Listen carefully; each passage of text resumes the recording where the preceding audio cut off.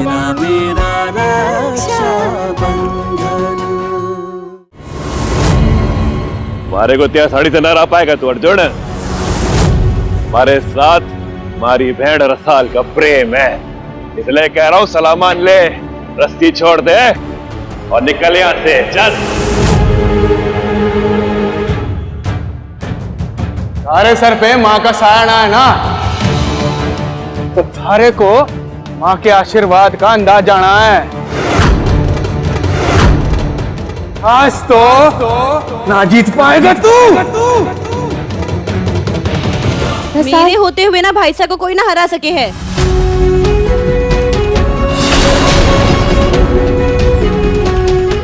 चल चल।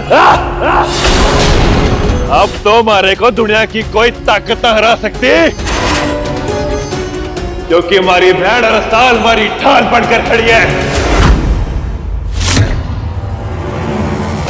भाइयों बहनों ध्यान दीजिए, किसी भी होली में खेला गया रंग की रस्सी का खेल इतना रोमांचक नहीं हुआ होगा। आओ भाई लोगों आओ, पैसे लगाओ, पैसे बनाओ। अर्जुन पर 30, शिवा पे 50, अर्जुन पर 70, शिवा पर 100। अर्जुन ही जीतेगा। शिवा के सामने आज तक कोई टिका है जो अर्जुन टिकेगा?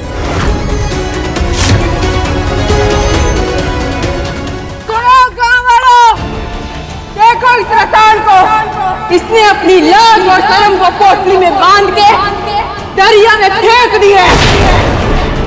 तो आज अपने सास और अपने पति के खिलाफ लड़ रही है। देखो इस बेशरम को।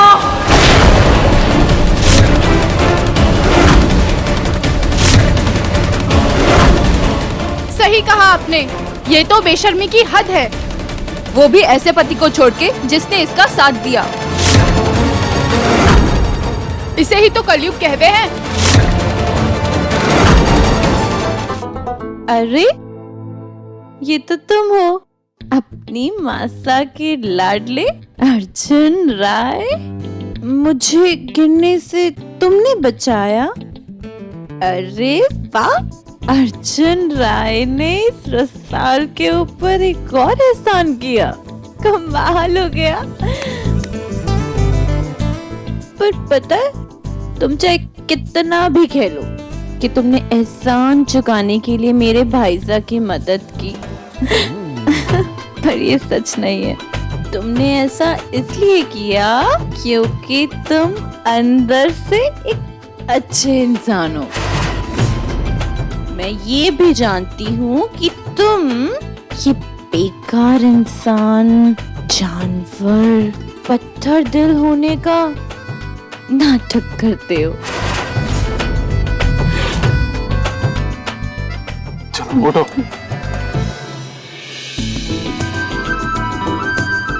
मैं ये भी जानती हूँ कि तुम उस अच्छे इंसान को मेरे सामने कभी नहीं आने दोगे, है ना?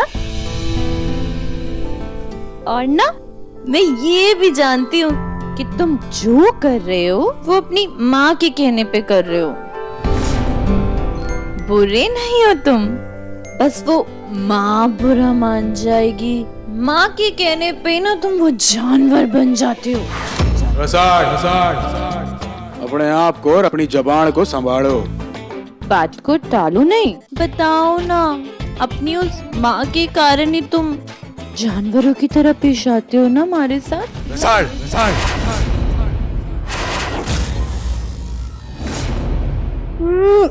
जबान संभाल के, अपनी मासा के खिलाफ ना एक शब्द ना सुन सकता मैं। छोड़ो मुझे, वरना मैं शोर मचाऊंगी। लड्डू देख, आजा बैठ।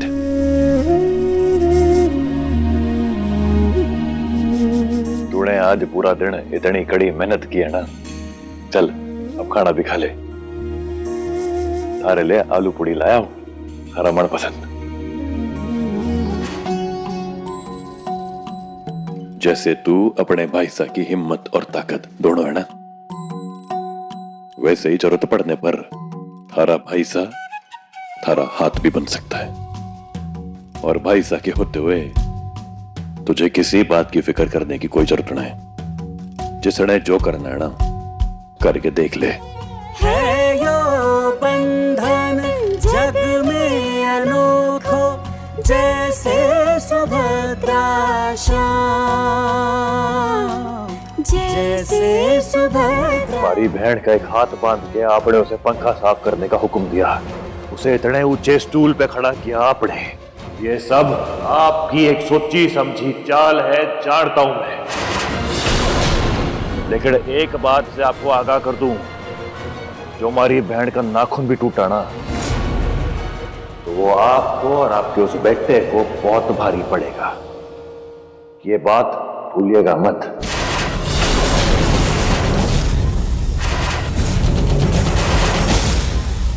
मारे को धमकाने से पहले अपनी बहन के गुण तो देख ले।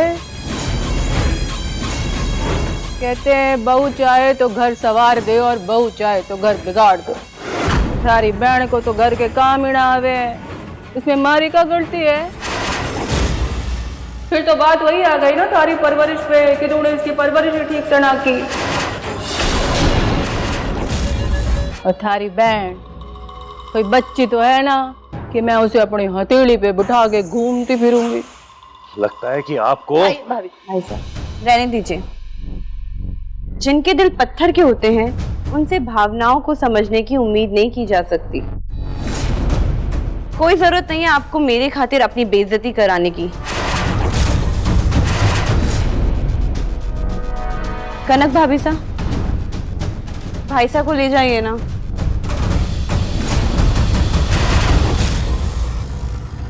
मैं खुद ही चला जाऊंगा। गिरधर काका,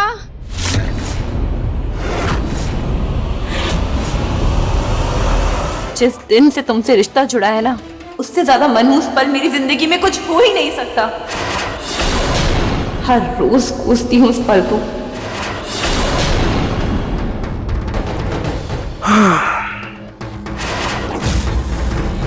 दिक्कत थारे को है तो तू सो जा नीचे, मैं तो ना सोने वाला।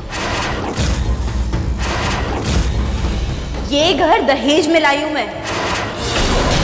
मैं क्यों सोने लगी जमीन पे? तुम सो नीचे। तो आ जा, सो जा। वैसे भी पति पत्नी को तो साथ में ही सोना चाहिए, और अगर किसी की नजर पड़ गई तो एक और मुसीबत पड़ जाएगी थारे गले पे। सोच ले। वो लगाना भूल गई, पूजा के बाद लगा लूंगी। सांस लेना बोले है तो सिंदूर लगाना कैसे भूल गई? सारी यही नजरअंदाजी हमारे पहले मर्द को खागी।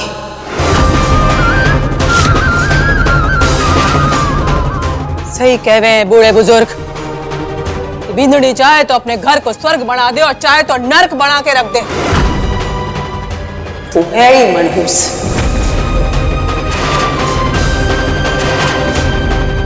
पैदा होते ही अपनी माँ चंदा को खा गई, उसके बाद अपने बाप को, उसके बाद थारा मन न भरा तो अपने मर्द को खा गई, और उसके बाद अपने होने वाले बच्चे को भी। और अब थारा नजर हमारे बेटे पे है। हाँ?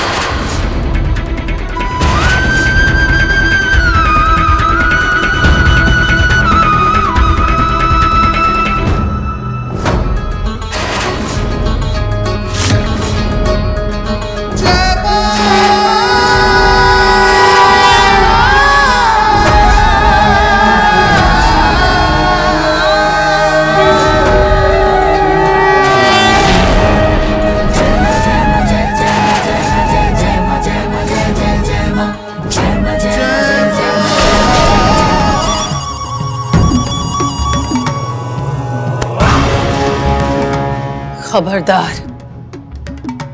जो सिंदूर को हाथ लगाया तो हाँ, सारा दिन इसी भेष में रहेगी तू कि सिंदूर तुझे याद दिलाएगा कि तू हमारे बेटे अर्जुन की ब्याहता है। आज रसोई की पूजा करनी है तन्ने, 56 भोग बनाना है और गैस पे ना बनेगा, उसका स्वाद अच्छा नहीं होता। लकड़ी के चूल्हे पे बनाएगी खाना। और अगर 56 भोग में से एक भी कम हुआ तो तन्ने और थारे भाई साहब को सजा मिलनी तय।